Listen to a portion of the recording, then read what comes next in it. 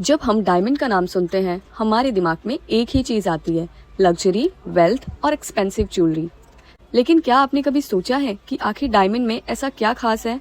ये इतना महंगा क्यों होता है? अगर डायमंड सिर्फ कार्बन से बनता है तो फिर पेंसिल की लीड और डायमंड में इतना डिफरेंस क्या होता है? क्या डायमंड सच में रेयर है या फिर इसकी वैल्यू सिर्फ मार्केटिंग की वजह से बनी है? और सबसे इंटरेस्टिंग बात, जो डायमंड आज आप ज्वेलरी स्टोर में देखते हो उससे बनने में शायद मिलियंस ऑफ या फिर बिलियंस ऑफ ईयर्स लगे होंगे। आज के वीडियो में हम डायमंड की पूरी जर्नी समझेंगे, अर्थ के अंदर से लेकर ज्वेलरी स्टोर तक। तो वीडियो एंड तक जरूर देखना, इसमें आपके सारे डायमंड्स के जो भी डाउट्स है वो सब क्लियर हो जाएंगे। स्टार्ट करते हैं, डायमंड क्या होता है। सबसे पहले बेसिक क्वेश्चन, एक्चुअल में डायमंड होता क्या है? साइंटिफिक लैंग्वेज में देखें तो डायमंड कार्बन का क्रिस्टलाइज्ड फॉर्म है। जी हाँ, डायमंड और पेंसिल की लीड दोनों कार्बन से बनी होती है, लेकिन डिफरेंस उनके एटम्स की अरेंजमेंट में होता है। पेंसिल में कार्बन एटम्स वीक स्ट्रक्चर में अरेंज्ड होते हैं, डायमंड में carbon atoms extremely strong crystal structure में अरेंज्ड होते हैं। इसी वजह से डायमंड दुनिया की हार्डेस्ट नेचुरल मटेरियल में से एक माना जाता है। डायमंड को स्क्रैच करना बहुत मुश्किल होता है। एक्चुअली एक डायमंड को इफेक्टिवली सिर्फ डायमंड ही स्क्रैच कर सकता है। इस वजह से डायमंड सिर्फ ज्वेलरी में ही नहीं बल्कि इंडस्ट्रीज में भी यूज होते हैं। डायमंड का जन्म कहाँ से हुआ? अब सवाल आता है कि डायमंड बनता कहाँ है? डायमंड अर्थ की सरफेस पर नहीं बनता, ये जमीन के अंदर लगभग 150 से 200 किलोमीटर की डेप्थ पर बनता है।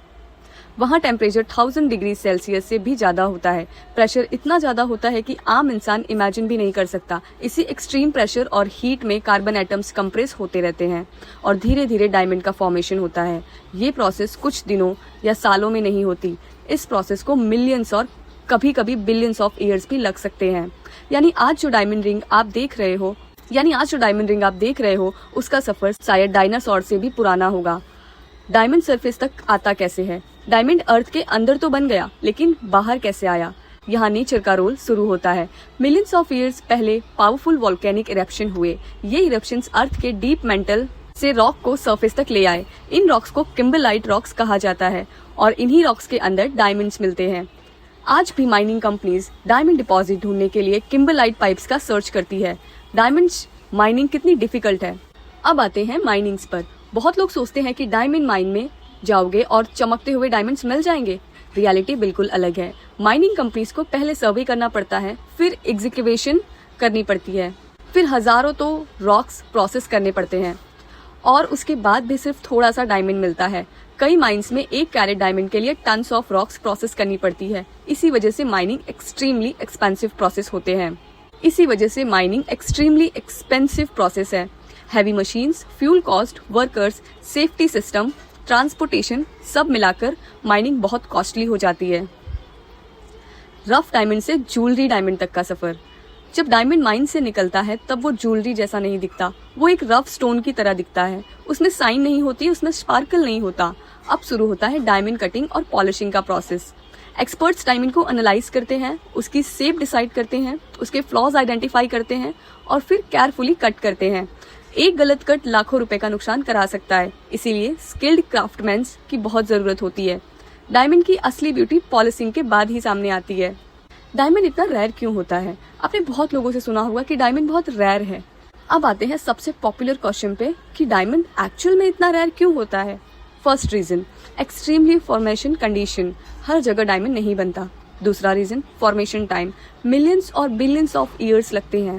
Third reason, limited deposit. Diamonds deposit दुनिया के कुछ स्पेसिफिक रीजन में ही मिलते हैं। चौथा रीजन, माइनिंग डिफिकल्टी। डायमंड ढूंढना और निकालना बहुत डिफिकल्ट है, इसी वजह से नेचुरल डायमंड्स को रेयर माना जाता है। डायमंड इतना एक्सपेंसिव क्यों है? डायमंड एक्सपेंसिव होने के पीछे एक बहुत बड़ा रीजन है। Mining cost, processing cost, cutting and polishing cost, transportation, certification, insurance, marketing और सबसे इम्पोर्टेंट, डिमांड। एंगेजमेंट रिंग या लग्जरी ज्वेलरी मार्केट में डायमंड की बहुत ज्यादा डिमांड है।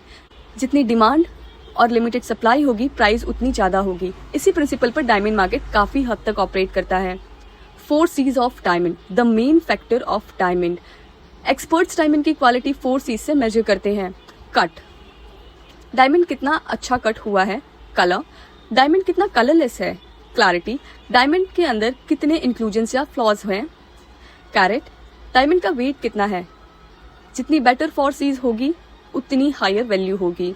Natural versus lab grown diamonds, एक इंटरेस्टिंग टॉपिक जो अभी अभी मार्केट में आया है, लैब ग्रॉन डायमंड्स। आज हम जानते हैं नेचुरल और लैब ग्रॉन डायमंड्स में क्या फर्क होता है। आजकल लैब ग्रॉन डायमंड्स भी मार्केट में आ रहा है और बहुत ही तेजी से एक्सपांड कर रहा है। ये लेबोरेटरी में क्रिएट किए जाते हैं, मीन्स लैब्स में बनाए जाते हैं। केमिकली ये नेचुरल डायमंड्स के ऑलमोस्ट आइडेंटिफिकल होते हैं क्योंकि ये डायमंड की सीड से बनते हैं। डिफरेंस सिर्फ इतना है कि उनका ओरिजिन अलग है। नेचुरल डायमंड नेचर से बनाया है, लैब ग्रॉन डायमंड्स ह्यूमंस ने बनाया है। मतलब lab grown diamonds main made है, इसी वजह से lab grown diamonds generally cheaper होते हैं। तो फ्रेंड्स, आज हमने समझा कि डायमंड्स क्या होता है। ये अर्थ के अंदर एक्सट्रीमली प्रेशर में बनता है। ये अर्थ के अंदर एक्सट्रीम प्रेशर एंड टेम्परेचर में बनता है। Millions and billions of years लगते हैं।